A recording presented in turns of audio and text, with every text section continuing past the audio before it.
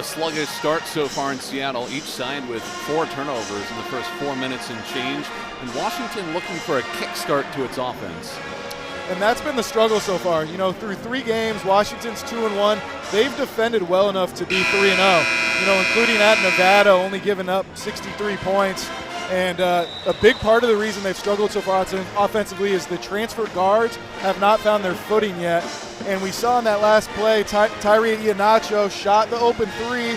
Even though he missed it, it led to an offensive rebound, kick out, threw it back in for the Osobor easy bucket. And I'd like to see their guards be aggressive, especially looking to get into the paint. And that doesn't mean you have to shoot it. You can drive and kick and find someone else. But they really need the perimeter guys to step up to complement what Osobor brings to the table. Danny Sprinkle called the offense clunky at this point, said they're still trying to figure out everyone's respective roles, said the transfers might need to take fewer shots than they were used to at their previous mid-major institutions. But Sprinkle has navigated significant turnover before, and he's hoping that he can quickly flip the Huskies into a winner in his first season. They need to make their free throws too, you know, collectively as a team, which has been a big struggle this season. And don't even consider that the broadcaster jinx, as Osobor is only at 51% so far in the season. And the team's shooting 55%. You can't really jinx it when it's a coin flip. Cam Morris faces up, guarded by the Portland Pilot transfer Tyler Harris. 5 on the shot clock. Morris double team. Back out Brooks. Short on the 3. Long rebound for DJ Davis. And former Butler Bulldog plows into the paint. Throws up a floater. Karam's off. There's Brooks. Max Brooks, first team all-conference last season. Just the 3rd Riverhawk ever to earn that honor. And his little left-handed hook shot there goes. And that was too easy because Osobor lost vision and Brooks came underneath him for the post-up. He just wasn't ready to guard him, and then he let him get to that middle for the little jump hook right there. And great Osobor's got to be a little bit more alert on defense. Huskies playing pitch and catch. Looking for their 2nd field goal of the night. Iheanacho gets inside and draws the foul on Cam Morris. Interesting, UMass Lowell on that first post up there not showing a double team, and not something they did at Gonzaga either, which resulted in 60 points in the paint for Gonzaga on Friday night. And so we'll see if as great Osobor gets deep post catches, if UMass Lowell looks to mix it up or if they're just going to play him straight up. Washington, to be successful this season, needs great Osobor to make good decisions when double teamed, right? He's averaged almost 5 turnovers per game, often committing them when that double team comes. Yeah, and Danny Sprinkle talking about how he feels like at times, because he does have he's a playmaker at heart, and he is such a good passer that sometimes he makes up his mind ahead of time what he's going to do in terms of passing versus shooting, and he's been a little sloppy with those turnovers, and needs to be aggressive and just take what the defense gives him. Iheanacho makes the pair. Huskies down 5. The Riverhawks coming off back-to-back 20-win seasons, 26-8 just 2 years ago. Lost in the America East title game both seasons. Friendly roll for Quentin Mincy. He can fill it up, 19 points per game through the first 3 contests of the year.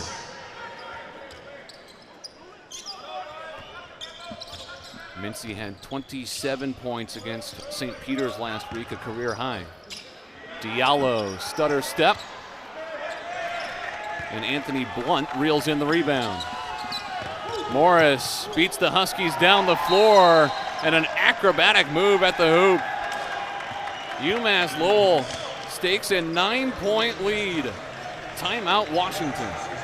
Yeah, anytime you give up an easy transition bucket like that, that will make a head coach use with timeout. And Danny Sprinkle frustrated right now with the defensive effort, but both things are attached. The offense struggling affects the defense for Washington, and it puts a lot of pressure on them to get stops, especially when you're not making baskets and forcing them to take the ball out of bounds.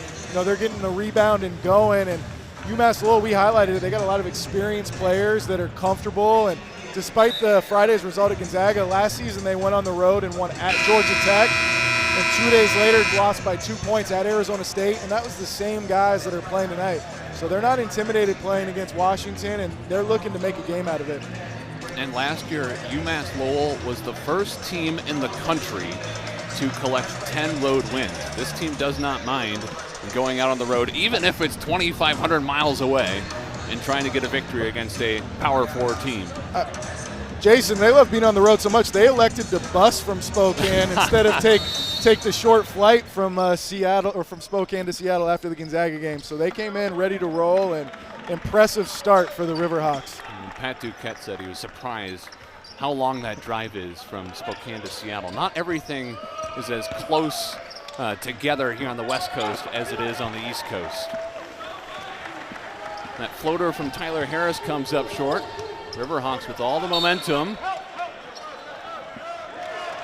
That one's lost off a Riverhawk leg, though, and the Huskies get possession back. Baseline official asking for help because he couldn't see. It's always safe to go with the home team on that one if you're not sure. Just looked like what they went with there.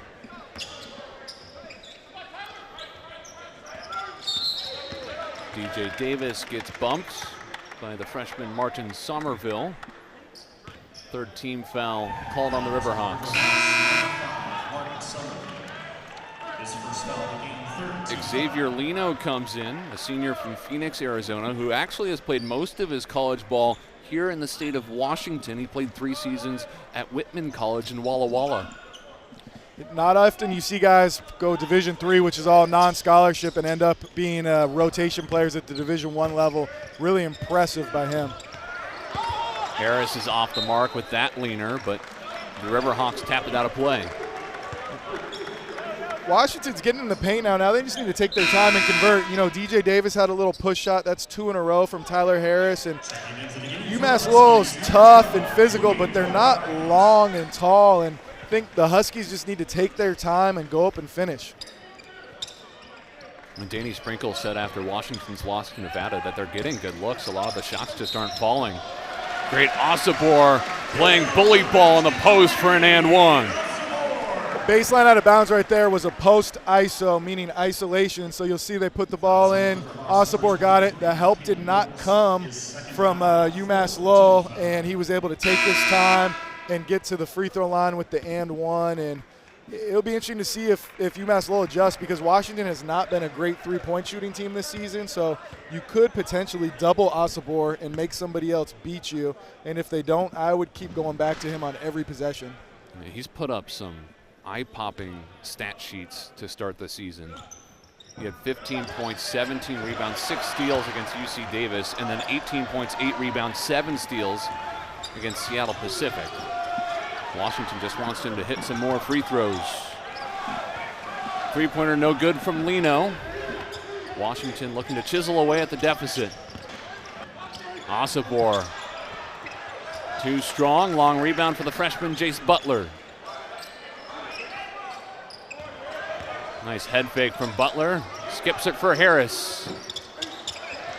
Osobor, head fake. Drops it off for Diallo for 2.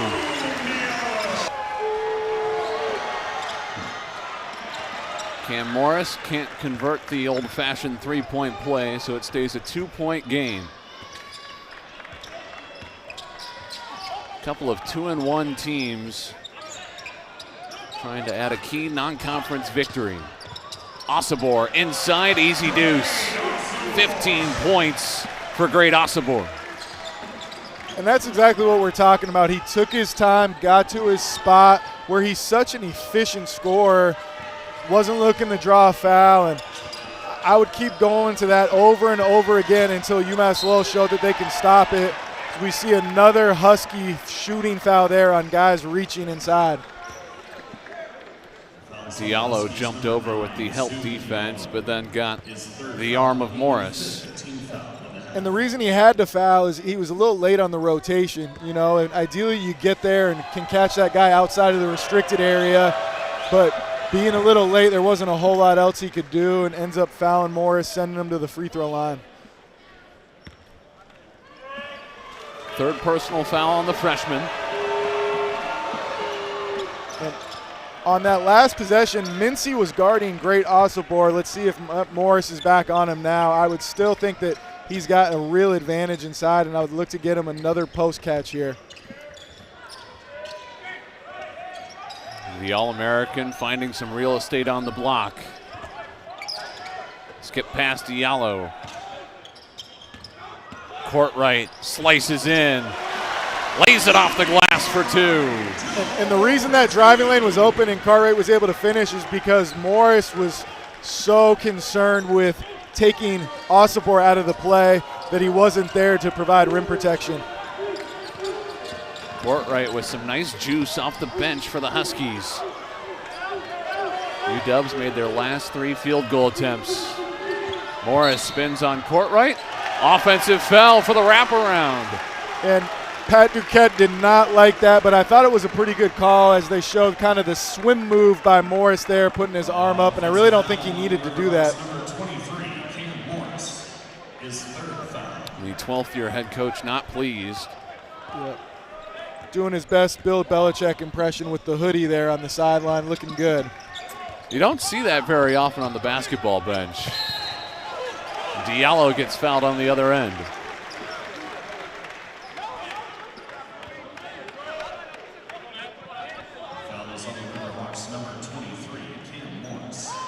Zoom's had a good night. 9 points on 4 of 7 shooting, 3 rebounds, 2 assists. And if he refrains from fouling, he could be a key contributor during these final 10 minutes.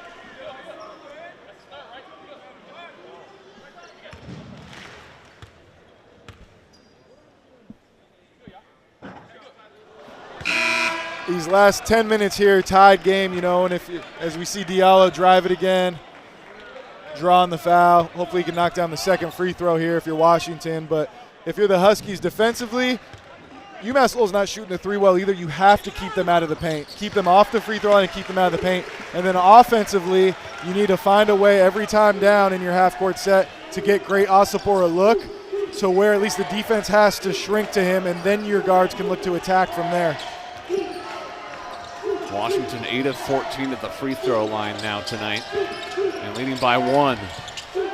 Scoop shot from Quincy Clark, nowhere close. Courtright lobs inside, Osobor fouled. And that's what you're looking for. Defensively, did a good job of keeping the offense out of the paint, forced a tough 2, and then offensively, Cartwright with the nice look to Osobor, who earned that one by rim running hard to the front of the rim, getting back to the free throw line.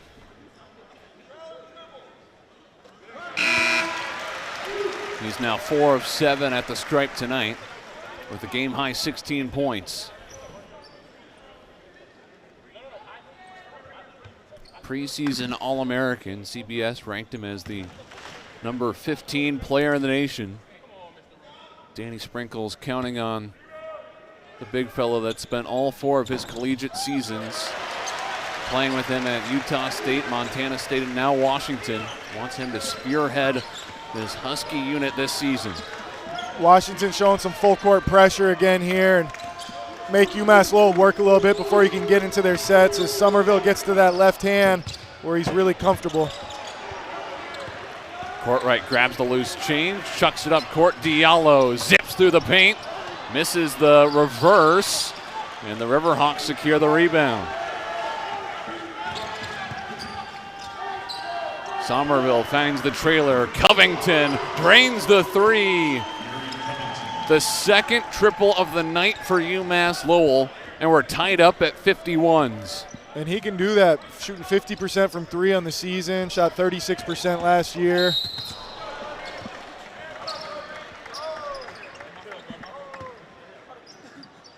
Tyree Iheanacho got undercut, and his teammates immediately come over to make sure he's not hurt. That's a good sign that he pops right back up.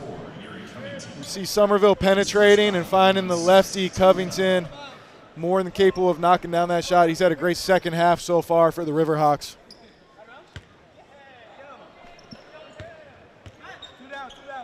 Covington has shot 50% from deep this season. leads the Riverhawks with 14 points tonight. Courtright on the baseline, muscles it up. Offensive board, Osobor, he finds Diallo for 2. And that's what makes Great Osobor so rare is lots of guys can come up with that offensive rebound. Very few guys his size are also capable of making that dump-off pass, which was absolutely the right play there, resulting in the Diallo layup. Diallo's got 12. A foul called on Courtright, defending against Covington.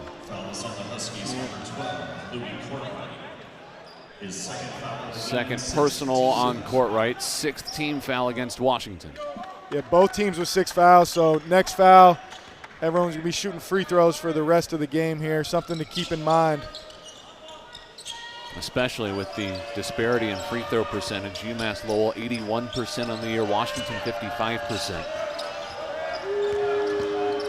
Mincy off the pirouette, gets to the cup and kisses it home. He's the one guy Tyler Harris hasn't really been able to impact with his length tonight because he's got great size himself at 6'6", and Mincy is a professional scorer. True bucket getter. He's now got 9 points tonight. We mentioned him being the America East 6th man of the year last year. He was also UMass Lowell's 2nd leading scorer, coming off the bench.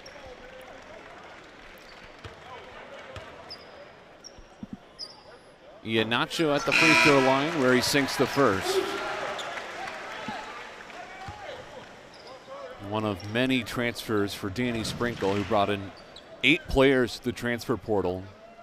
He said going forward he doesn't want to be doing so much collecting through that transfer portal. He'd like to, maybe 2 or 3 each year, bring in a solid class of freshmen as well. But that was the task this year, given the cupboard was left pretty barren for Sprinkle and his staff in their first season. Mincy gets inside. He remains a bucket, 11 points. Great set play there by UMass Lowell, and Pat Duquette showing his coaching chops, getting the little screen for Mincy to come downhill and the pass for the quick finish. Iheanacho pulls the 3 and drains it. The second Husky triple of the night. Washington goes up 3. And he's hit both of them.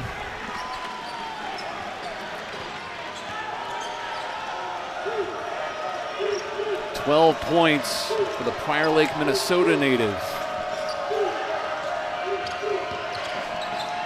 Anthony Blunt draws the foul in the paint, and he'll go to the line for 2 when we come back.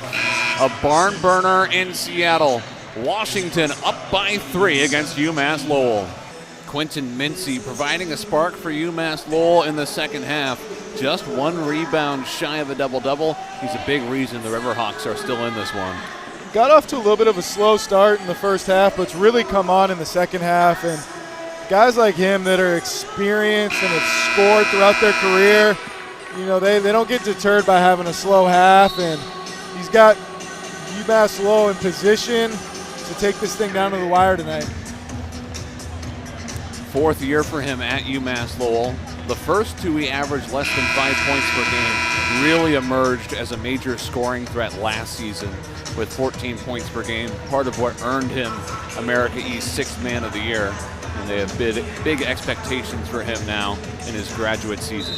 And he's got great size. Usually at what we call the lower Division I level, guys that are the top scorers, maybe they're undersized or there's something that, why they're not out of Power 4. And he's got great length and size, and he's going to give defenses problems all year long. Anthony Blunt splits the pair of free throws. 2-point ball game.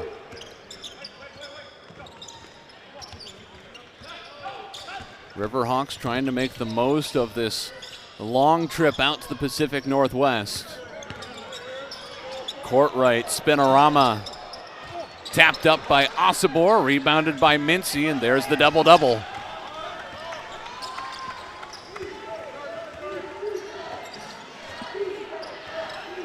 UMass Lowell lost against Gonzaga by almost 60 points, looking for a bounce back. Courtright attacks the rim, fouled. I mean, he went up with a vengeance there. He's brought in a lot of juice. Attacking the defender who reaches down there at the last minute instead of kind of staying straight up. And Cartwright getting to the free throw line, trying to put the Huskies up by 4. Cartwright started college at Quinnipiac. He was on the Metro Atlantic all-rookie team as a freshman, but wound up transferring to Rhode Island, where he became really an all-around player. 10 points, 4 rebounds per game, while leading the Rams in steals and assists. And someone that wasn't available for their exhibition game as he was returning from a concussion, and as he gets more and more comfortable, has shown that with his ability to kind of post up and facilitate, we've seen some great passes ahead, gets off the ball early, that he can be an impact player for Washington. And he's needed a little extra time to gel because he's missed about half of the last month due to both injury and illness. Now he's trying to work his way in with this starting unit. Clark pulls the jumper, but it spins out. And there's a late whistle and a foul on Diallo. That will be number 4. And Zoom has his palms up there like, it wasn't me, but, Blunt got to the ball first, and Diallo bumped him from behind, and good call there by the officials. Back onto the court for the Dogs, number 4, DJ Davis. And every foul from here on out could wind up being a backbreaker. Both teams in the bonus. 1-1 for Blunt. Sinks the first.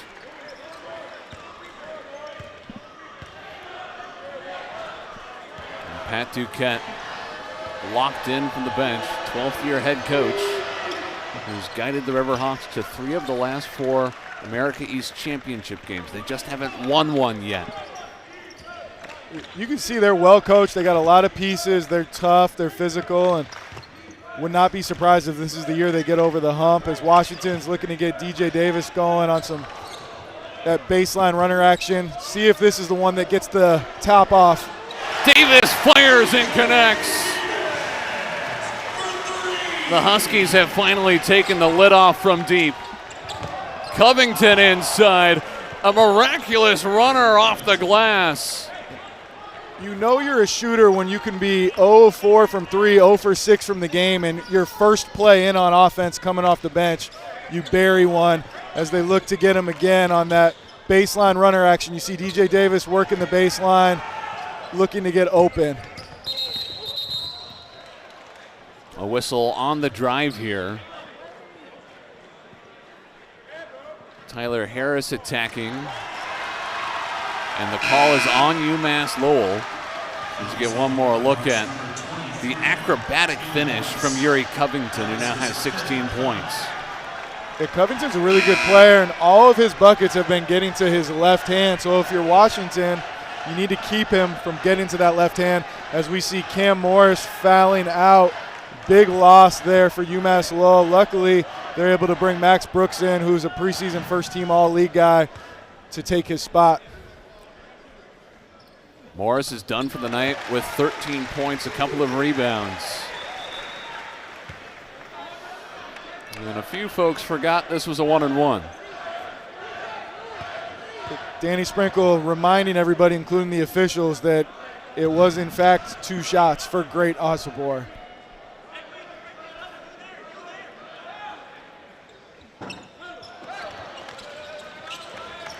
Four-point Husky lead. Washington has shot 68% at the free throw line, better than their season average. Covington getting to that left hand again. That one's way offline, though. Collectively, these two sides are shooting 20% from downtown tonight. Iheanacho knifes in. The tap from Osibor is off. And then a foul on Iheanacho. You see Danny Sprinkle frustrated there as he sits down on the bench, and not so much upset about the fact that Iheanacho missed the layup, but then he compounds that by reaching in and fouling, as we see Cam Morris fouling out with 13 points. But Iheanacho, a veteran guy, electing to reach after missing the layup. Now you're sending UMass Lowell back to the free throw line where they can cut the lead down without the clock moving. Luckily for the Huskies, he misses the front end of the 1-and-1 there. Courtwright trying the okey-doke move. Now finds Harris.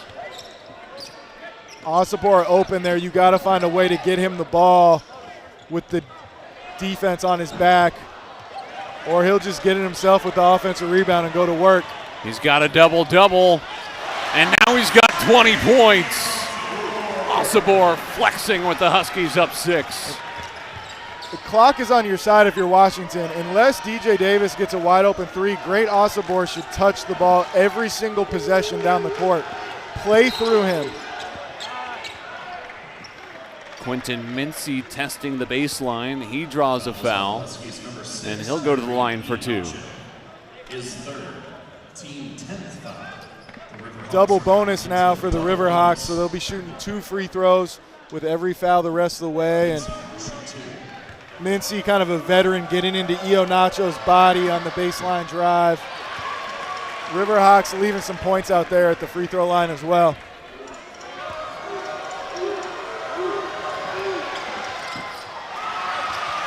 Mincy misfires on both.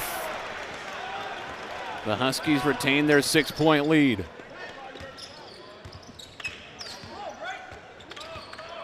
First meeting ever between these two programs. Osipor working in the paint. Third crack at it. How about a fourth? He already had a double-double, so we know he wasn't patting his stats on that. Finish it, big fella, finish it. He's got 20 and 14, and he'll try to pad the stats after this break. Final timeout in Seattle. We hit the home stretch with Washington up 66-60 and trying to fend off this upset bid from UMass Lowell.